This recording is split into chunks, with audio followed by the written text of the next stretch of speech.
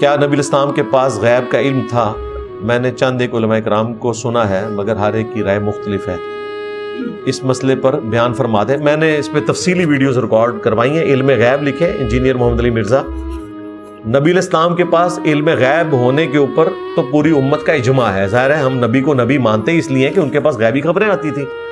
اختلاف صرف یہ ہے کہ بریلوی فرقے کے بعض غالی لوگ یہ کہتے ہیں، اور شیعہ کے بھی، کہ نبی علیہ السلام کے پاس کائنات کی ہر چیز کا ہر وقت علم ہے۔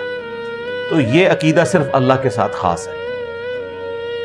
قرآن و سنت کا عقیدہ یہ ہے کہ نبی علیہ السلام کے پاس علم غیب وہ ہے جو اللہ نے آپ کو بتایا، جتنا بتایا اور جس وقت بتایا، بس۔ اس کے ثبوت میں کئی ایک آیات اور احادیث ہیں جو میں نے اپنی ویڈیوز کے اندر بیان کی ہوئی ہیں۔ وہ آپ علم غیب لکھیں، انجینئر محمد علی مرزا لکھیں تو آپ کے سامنے ویڈیو کھل جائے گی انشاءاللہ۔